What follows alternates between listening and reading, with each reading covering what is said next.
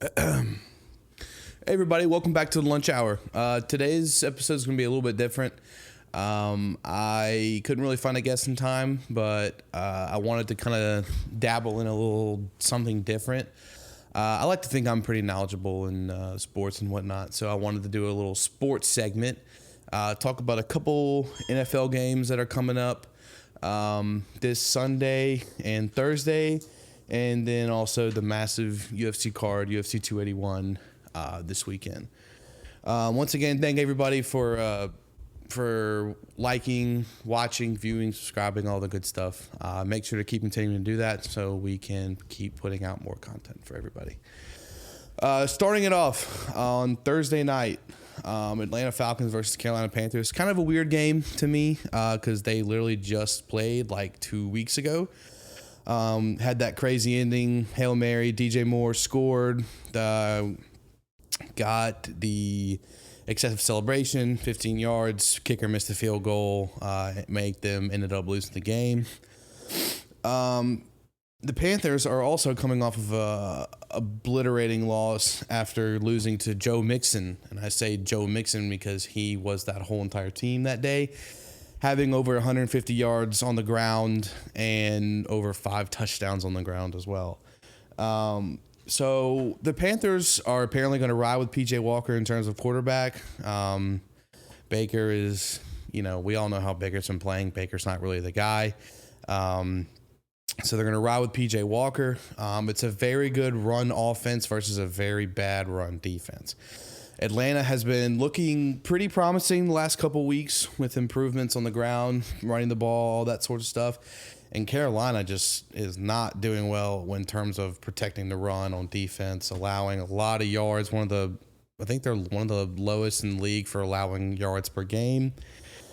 Atlanta is favored by 3, and I think so. I'm going to take Atlanta, and I will also take them covering that as well by 3. Next, I have Seattle Seahawks versus Tampa Bay Buccaneers. I think this is going to be the most interesting game of the week. For me, at least, I find it pretty interesting. First off, it's the NFL's debut in Germany. They are doing the first ever game in Germany. Bucks coming back after obviously a vintage Tom Brady moment last week. I think there was about a minute or so left on the clock. And Tom Brady just did as he always does, comes back and wins the game in spectacular fashion, coming down to the wire in that game. But obviously the Bucs have been struggling a lot this year. Tom Brady just can't seem to find his click this year. I'm not really sure what's going on, but the Seahawks, on the other hand, are looking very good. Geno Smith is looking like he's looking like a good quarterback. I don't think he's a fluke. I don't think that this is something that's going to eventually. We're 9 weeks into the season. I mean, we're pretty far into the season, and Geno has looked pretty promising from here on out. So I think he's going to keep doing that. And as a New York Jets fan, I had Geno Smith as a quarterback and was just pitiful, obviously. But he's tremendously improved, which is, as a fan of football, it's really, really fun to watch Geno Smith go out there and play good football every week, especially now with finding his targets with DK Metcalf and Tyler Lockett. Excuse me. And I think so. The Bucs have got a very good pass defense, which is good because Geno throws the ball a lot. He's got a lot of guys to throw to. Like I said, with DK Metcalf and Tyler Lockett. So the Bucs having a good pass defense will be pretty good for them. But I think the Bucs are going to have their hands full with Seattle's offense. I think, like I said, Tyler Lockett and DK have both looked way too good this year. Kenneth Walker as a rookie, who is now apparently in talks for Rookie of the Year. He has been dominating on the field with their run offense. And so I do think that Seattle is going to win this game. I'm going to pick Seattle. That's kind of like my gutsy pick. Picking against Tom Brady in a primetime game like this, but I'm going to take Seattle.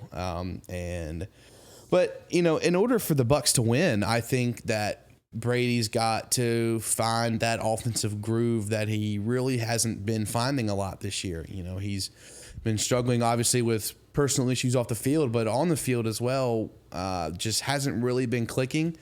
But with Godwin looking really good and Mike Evans looking good, now they've been using a lot with the likes of Scotty Miller, tight end Chris Otto, I think is his name, who I just picked up on fantasy waivers because I'm out of a tight end and I needed him. So one thing that Brady needs to do is find that deep ball again that gets him to win those games. That's kind of vintage Brady. He finds the ball deep down the field to get you in position to win. And that's what he did last week against the Rams to make them win that game. So I think that if the Bucks want to win, Brady's got to find that groove on offense and stop the pass on defense. But I am going to take the Seahawks to win that game. Next, I got Saints and Steelers. Steelers are weird. They're a weird NFL team to me. They always kind of have like a little bit of hype going into the season in terms of, weapons wise and stuff.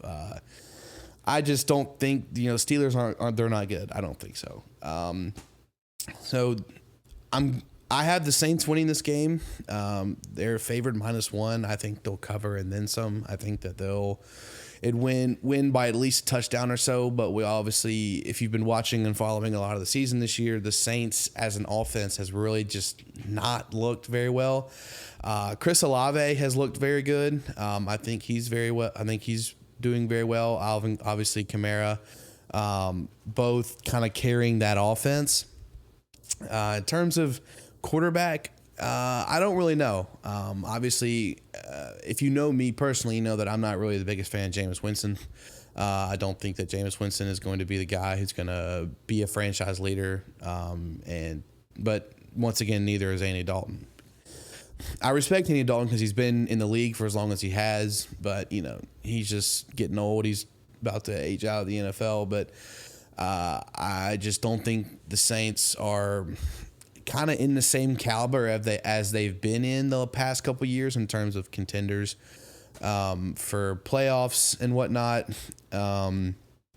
But in terms of on the Steelers side, I don't think Kenny Pickett's a very good quarterback. Obviously, as a rookie coming in, you got a lot of pressure on you. You got a lot of things to deal with. But he's played a couple weeks now, so he should be getting in the groove, but he hasn't. And he can't get the ball downfield. He can't really find his receivers down there. And obviously losing Claypool was pretty huge for them. That was WR1 for them, but he's gone now. So now it's up to George Pickett, rookie out of Georgia Tech. Georgia. But we'll see. I have the Saints winning by 1. But I think, the Saints are favored to win by 1, but I think they'll win more than that. And it's unclear yet if TJ Watt will be back on the field for Pittsburgh on Sunday. It makes a huge difference when he's there versus when he's not. There's plenty of stats that I've read that show the defense's performance with TJ Watt on the field versus with TJ Watt not on the field. It's just they always lose when he's not there, and somehow the defense performs tremendously better, which is crazy to see how an edge rusher like that makes that big of an impact for a defense, and without having him is pretty detrimental to them. So hopefully TJ will be back Sunday and hopefully get the Steelers the win that they're desperately wanting right now. Moving on to Minnesota Vikings versus the Buffalo Bills. This game also, I was really starting to come down to what's going to be game of the week between the two of these, and between the Bucks and Seahawks versus the Vikings and Bills. I take back what I said about Seahawks and Bucks. I don't think that's going to be game of the week. I do think game of the week will be Buffalo and Minnesota.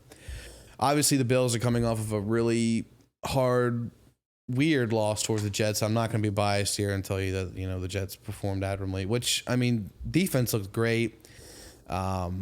sacked Allen 5 times, I think, in that game.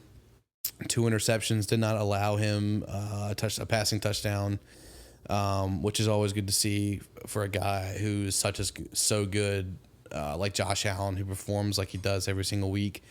But one thing that I noticed is, Josh Allen just didn't really have the deep ball last week. I threw it a couple times, but, Jets defense was all over it, which is fun to watch as a Jets fan who has sat in trials and tribulations for like 12 years actually now. So it's good to see the Jets finally performing at the level that we have been wanting to see them at for a while. So the Vikings are looking really, really good. Got a very good pass defense, which is going to be tough because the Bills are notorious for that deep ball, looking for Stephon Diggs or Gabriel Davis. But there's going to be some good matchups this week. Patrick Peterson's going to be on Diggs, which is going to be a pretty good matchup. Patrick Peterson, obviously, who's a seasoned veteran in the league. But this year, he's performing very, very well. So the Vikings look like a very good team. Patrick Peterson's having a great year. But in order for the Vikings to win this game, they've got to shut down pretty much one person in particular, and that's Josh Allen. Last week with the Jets, he was the rushing leader on the team with, I think, 9 carries for probably 87 to 90 yards. And he's obviously all over the field when it comes to throwing the ball. So the Vikings are going to have to really shut him down in particular and also put Peterson real good coverage on Diggs. And in terms of the Bills defense, their secondary has looked pretty well this year, but they've got a pretty star-studded Minnesota offense with, of course, Dalvin Cook, Justin Jefferson, Thielen, and then the new addition of Hutchinson, the tight end. So it'll be a good game. I think that's the Fox game at 3:30 in the afternoon. So I think so. In terms of my pick for this game, I'm going to take the Bills. I don't think the Bills can lose 2 in a row like that. So I'm going to take the Bills, but the Bills have obviously got a lot of work to do on both sides of the ball in terms of getting the ball downfield and in terms of stopping Minnesota's offense as well. All right. In terms of NFL, lastly, I have Dallas versus Green Bay, which is also a pretty good game, interesting game to talk about.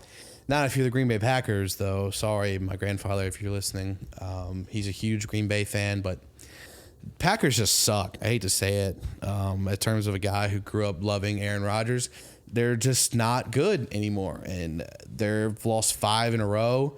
And like I said, as a guy who's also got blood family with the Packers, I'll pause for a minute and I'll tell that story real quick. So my grandfather tells me that I should always be a Packers fan, but I keep telling him that I can't really do it because I've been devoted to the New York Jets my whole life. But he tells me that my great-grandfather was one of the original owners of the Green Bay Packers. And if you don't know sports that well, the Green Bay Packers are the only program in the NFL that do not have one particular owner. I mean, obviously there's a whole office and all that, but all the fans are owners of the Green Bay Packers, season ticket owners, all that sort of stuff. You can buy stock into the Green Bay Packers and stuff. So my grandfather did that, but anyways, back to what I was saying. My great-grandfather was one of the original owners of the Green Bay Packers. Sorry if that boasting, but I just think it sounds cool. Like I said, the Packers have lost 5 straight games, for which when you're a team in a franchise like the Green Bay Packers, you got to start panicking. At least you got to start worrying about how your season's going to turn out. If you're even in playoff talks, which, by the way, they've been looking right now, I don't think so. I don't think the Green Bay Packers are going to make the playoffs unless Aaron Rodgers does something towards the end of this season and pulls it out and gets them to that playoff that they need to be in desperately. Because I don't want this to be the end for Aaron Rodgers. I don't want him to go out the way that he's looking right now. Like I said, it's pretty ugly what's been going on. Through 3 interceptions last week, 2 of those were in the end zone. And if you go back and watch the clips, he's just furious with his team. Whether, I don't know, that's a him problem or that's a team problem as an organization. But what's interesting about this game to me is this is Mike McCarthy's first game against Aaron Rodgers since McCarthy was fired from Green Bay, I want to say like 2 or 3 years ago. And, the two of them, they've never really kind of gotten along. They've kind of they've had their differences. And part of the reason why Aaron wasn't drafted as high enough is that he claims that was Mike McCarthy was the only reason why he didn't go as high as he did in the draft, because the whole controversy was Alex Smith was taken overall in that draft class when it was really ideally it was supposed to be Aaron Rodgers supposed to be taken overall, and he dropped all the way down to 23rd to the Packers. In terms of Dallas Cowboys, they're kind of always in the same caliber every year. They come on and they kind of have a hot start. But their main problem is postseason. I mean, y'all have seen it the past couple of years. They cannot win a freaking playoff game. Cannot win the postseason. Dak Prescott cannot win the postseason. Now, as a Mississippi guy, I love Dak Prescott. I love watching him go out there and ball every day. But, in terms of Packers Dallas getting into the playoffs, they've got to win. They've got to figure out what it takes to win in the playoffs, because they can't do it. So the Packers are going to go up against, arguably one of the most competitive defenses in the NFL with the Dallas Cowboys. There's so many names on that side that just really get your ear going, like Micah Parsons, Trayvon Diggs. I was watching Parsons' tape from last week, and he's a monster. The way that he attacks the line and he gets the quarterback so quickly. I think that he's arguably one of the best defensive players in the league. Now I say arguably because there's tons of other people you can throw up in there, but he's in talks of one of the most talented defensive players in the NFL. And then Dak is back. He's had that injury. He was out for a couple weeks, and we were kind of concerned about whether the Cowboys were going to stick with Cooper Rush, who did phenomenal. Went 5 wins, I think, while he was starter. But Dak's back, looks good. Ezekiel Elliott, on the other hand, he's just kind of been average Zeke the last couple weeks. Tony Pollard almost looks, if not better, than Ezekiel Elliott when they're out there on the field. But I think Dallas wins. They're favored by 5, I think, and I think Dallas wins, and I think Dallas covers. Green Bay is they're in shambles right now. Aaron Rodgers can't really figure out his team. And when, on the other hand, with Dallas, Dallas looks good on both sides of the ball. Dak looks great. Pollard, they all look good. So I'm going to take Dallas in that game as well. So that's it for NFL as terms of, I didn't want to do every single game because obviously not every single game is interesting and worth talking about. But now I'm going to do a quick little transition and I'm going to move into UFC. If you guys don't know me, I'm a massive, massive UFC fan. Try to watch all the fights when I can. Obviously they're $70, every other month, and I can't really afford that all the time. But so UFC 281 is this Saturday. It's looking like it's going to be one of the biggest cards of the year. UFC's back in Madison Square Garden, which is always a show whenever they go into New York and go to MSG. I'm obviously not going to talk about every fight. I'm just going to talk about a few fights on the main card. I was actually watching the press conference for the fight before I started recording. But just a couple things so this fight that I want to talk about is one of the most interesting fights to me on the card. And it's not Pereira versus Adesanya, which is pretty good because there's a lot of history between those two guys. But my most anticipated fight for this card is Michael Chandler versus Dustin Poirier. Now, I think that the way this fight goes in terms of winner and loser, I think that whoever wins this fight is going to be the number one contender for the lightweight championship, and will fight Islam Makhachev probably next year in 2023, which would be huge. I don't know who is going to win that fight. I don't know. But I think that it's going to be a brawl for sure. Chandler is obviously he's a huge striker. Same with Poirier. Their styles are somewhat similar. But I do think that in this fight, I think that we're going to see a little bit more wrestling from Chandler. I think that's how Chandler's going to want to win this fight. Stupid microphone. I think that's how Chandler wins his fight, is going to be by wrestling. Poirier is not necessarily the best wrestler, but I think it's going to be an interesting fight to me. Obviously, like I said, I think the winner will face Islam Makhachev and for the lightweight championship, and the loser of this fight, I think, is going to get a big payday and get a big money fight with Conor McGregor in early 2023. Because Conor's been doing a lot of talking on social media. He also, if you know me, I'm a big Conor fan, so I'm gonna try not to be biased. But Conor, he's just been looking kind of weird. But he's been doing a lot of training. He looks good. So hopefully, he says he's gonna try to come back within early 2023. So I think that could happen. I hope so. And I tell you what, I would love to see. I don't want to see another Conor McGregor versus Dustin Poirier fight. I don't want to see another one. I've seen 3 of them.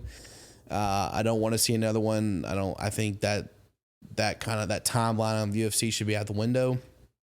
However, I do think, obviously that fight would sell. You put McGregor and Poirier for the 4th time. It'd sell, but I would much rather see him and Chandler. When Chandler embarrassed Tony Ferguson, I hate to say it because I'm a huge Tony fan, but when he just kicked Tony in the face and Tony just dropped to the ground. When he beat Tony, he called him out. He called Conor out in the post-fight press conference. And so we're hoping that Conor will be ready and by beginning of 2023, so he could face the somewhat loser of this match. If that's how the UFC wants to do it, that's how I would do it. If it were me, I would definitely put the winner up in there.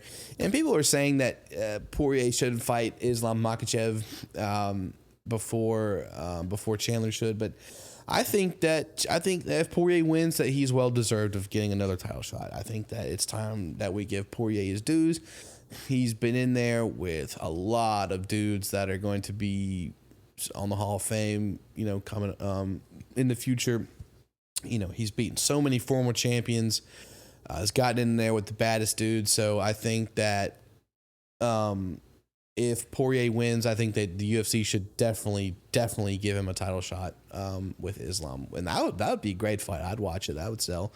You gotta build around that though. You gotta find interesting, co-mains and stuff like that. Now, in terms of Conor McGregor and Michael Chandler, I think that if that fight were to actually come into fruition, I think that would be a very huge fight. I think the card would be big around that, because with Conor, obviously there's gonna be big city, maybe Vegas or somewhere, maybe Atlanta. I don't know. There's so many places you can bring, but if it's gonna be Conor headlining, it most likely will be in Vegas at MGM. But in terms of Michael Chandler and Poirier, I think it's going to be a very good fight. Like I said, Chandler's going to have to do a lot more wrestling if he wants to win. And Dustin's a very good striker. We saw what he did to Conor in that second fight. Buried him in the second round, which is painful for me to watch. But I think it's gonna be great. I think that fight will go the decision. I think it'll be probably 3 rounds. I think it will go the decision. I just don't think that either one of them drop early in the round. I don't think. Both too tough, so I think that it'll go 3 rounds. I'm not gonna give predictions on these UFC fights, because they're really, really hard to determine, because so many crazy stuff has happened in the course of me starting to become a UFC fan. When you think somebody would win, and then all of a sudden they catch a kick to the face and fall down and lose their 170 championship, Kamaru Usman. Anyways, But huge card. Moving on to Zhang and Esparza. Esparza's finally back.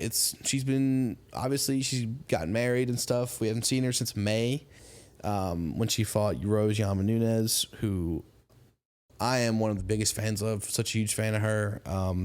But Esparza's badass. I mean, she went in there and she outboxed Rose. So Zhang is also, she's a beast. You know, some of these women fighters, they're unbelievable at what they do. You talk in some of the greatest fighters of all time, and nobody ever mentions Amanda Nunes. You know, Amanda Nunes is arguably one of the greatest fighters of all time. I said it. In terms of a top 5 list, which I might do later on, I would put her at somewhere in that caliber because she's that good. But Zhang is ready to go. I think that she's going to go in guns a-blazing. I think she's really hungry for this title shot. So I think I think this fight's also going to be kind of a slugfest. But I think, I have this, like I told you, I'm not going to do predictions, but I wrote down, I have Esparza retaining. But like I said, they can go either way. But pretty good. That's the co-main event. So that'll be before Israel Adesanya and Alex Pereira. Moving on to Frankie Edgar. This is his retirement fight in the UFC. I think that I want to just give a little praise to him real quick. He's been in this business for a long time. I grew up watching Frankie Edgar. There's hope. I didn't get to see him fight Conor, unfortunately, which I wanted, but I'm just gonna, he's done a great thing. He's done a great job in the UFC. His career, what he's done, all the fights, but just want to give a little praise to him.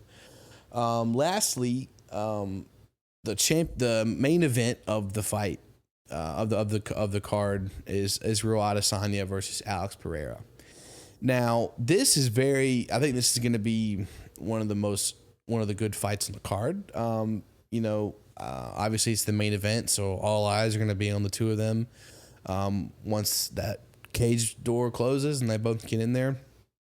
I've been very high on Alex Pereira these last couple months. I think that he is got some very good potential to be a contender in the future. But like I said, he's already got a title shot, and he's got a 6-1 record.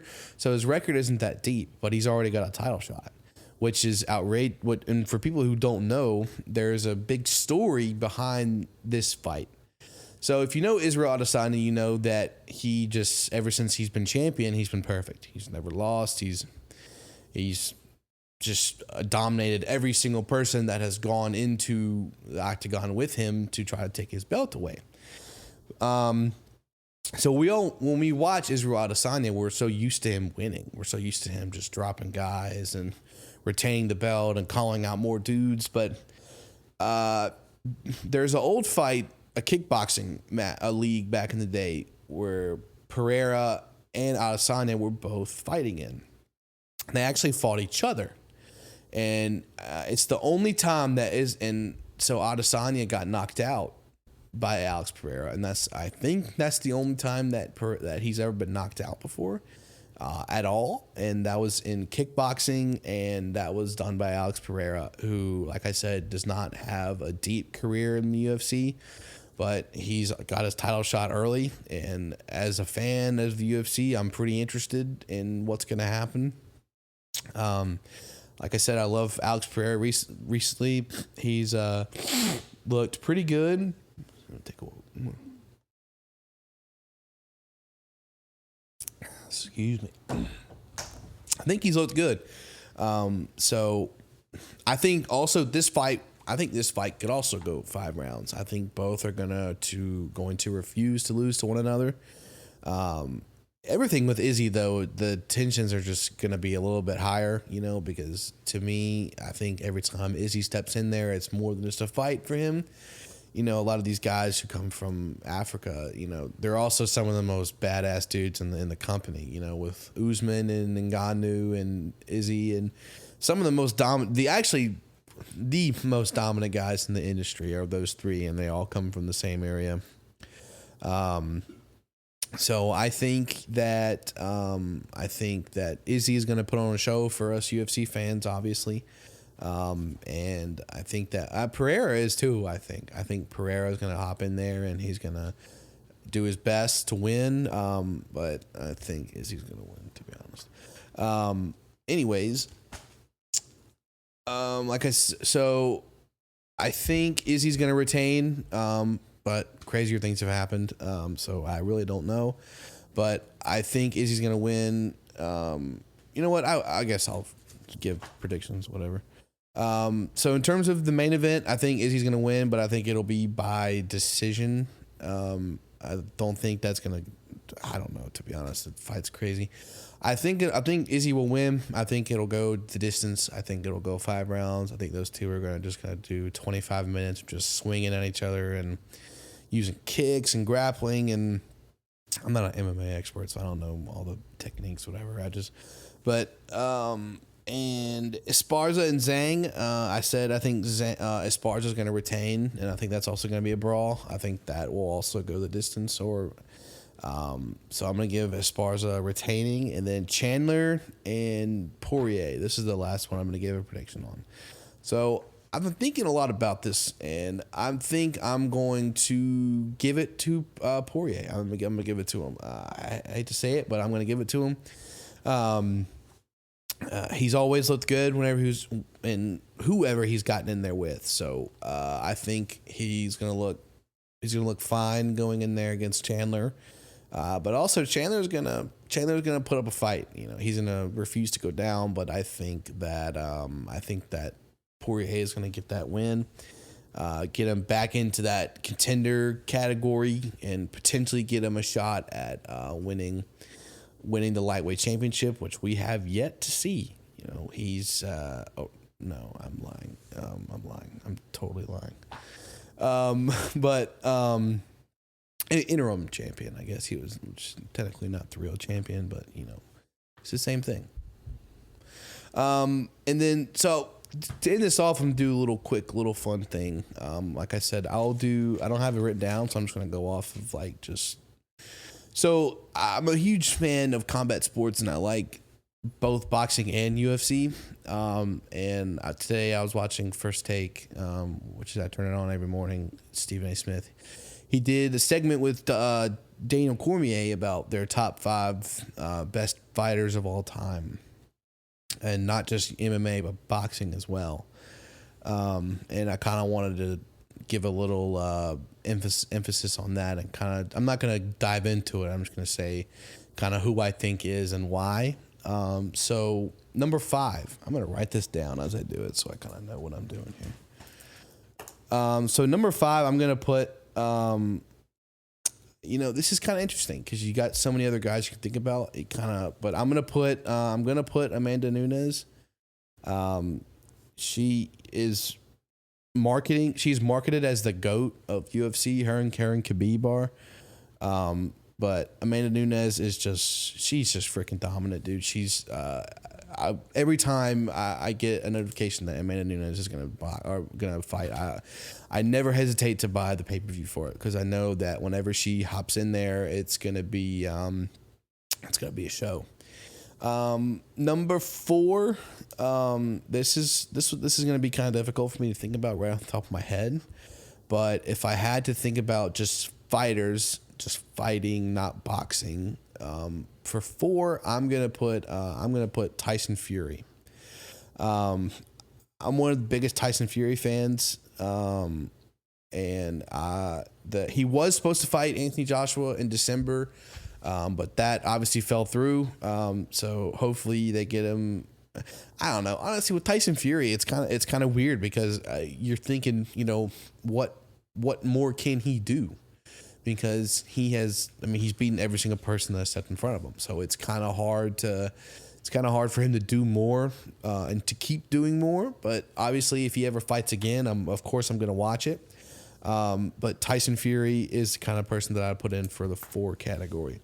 So 3, 3 is kind of moving into those elite fighters that are kind of just perfect. And if you know me, you're gonna wondering why I'm doing this, but I'm gonna put Khabib Nurmagomedov. Here's what I'll say about Khabib.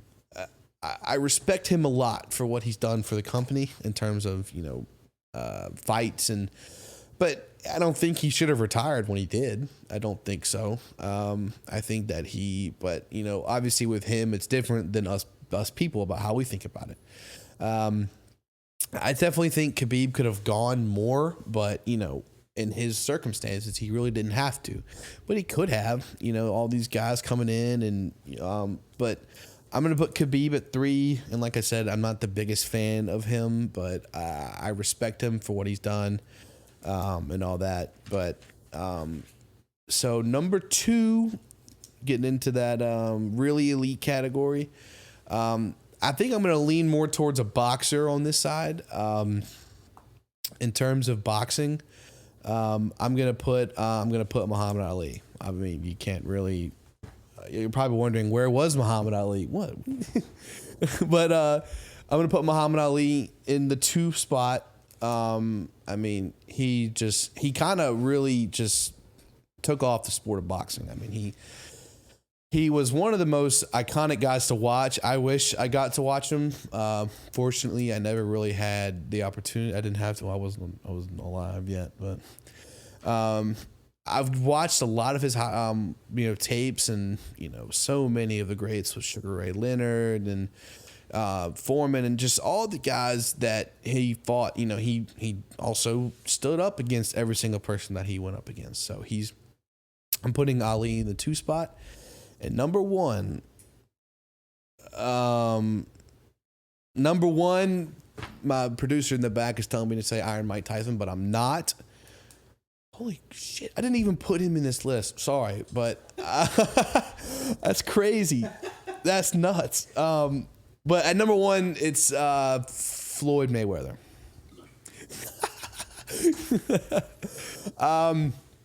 Floyd, obviously I'm not the biggest fan of Floyd Mayweather either. As much as anybody else does, no one really is a big fan of Floyd Mayweather. But, there's a lot of arguments in saying he fought Canelo too early and he fought Pacquiao too late. Which, by the way, I think the Pacquiao fight should have been Pacquiao's win, but whatever. But he's got a perfect record, 50-0. I mean, you can't really argue with that in terms of records and the guys that he's fought, and how a lot of boxers they suffer from CTE, from getting hit in the head so much, and he won't, because he's the most elusive fighter I think I've ever seen. He's, duck and dodge. He's so good at that. He's got probably the quickest hands in boxing. So I'm putting Floyd at 1. And I don't understand why he keeps getting into the ring to fight YouTubers of the like Logan Paul. And now which there's a lot of conspiracy going on behind that fight. That fight was set up, and Logan still hasn't gotten paid by Floyd. So. But Floyd is fighting a YouTuber named Deji. For those of y'all who don't know who he is, KSI's younger brother, is it? Okay. Which is the most strangest thing I've ever seen in the history of boxing. I don't understand why the two of them are going. I think Floyd is just. He's just addicted. If he's addicted to anything, he's addicted to money for sure. Because he's still doing all these fights overseas, and I'm sure he's getting paid millions of dollars to do it. But I think that Floyd is the greatest fighter of all time. His record tells you why, especially the guys that he's fought. He's wiped out everybody in his division, in multiple divisions, 3 different weight classes, champion 3 different weight classes, was undefeated for 22 years or around 22 years. His last professional boxing match was against Conor, but don't quote me on that. I'm not a boxing expert, so I don't know. And he beat Conor and knocked out, or technically TKO against Conor in the 10th, which was also hard for me to watch. But, yeah, Floyd's the best. Some people don't, people probably aren't ready to hear that, but he is. He's the best of all time. But, we'll see. There's a lot of guys coming up. I want to talk real quick about Jake Paul and what he's done for boxing. Now, if you follow me on Twitter, you know that back in, a while ago, I said a lot of bad things about Jake Paul. I said a lot of things on Twitter about Jake Paul that I don't really, I don't regret anything I've said because everything I said is true, and everybody's still saying it to this day that Jake Paul needs to fight a real boxer,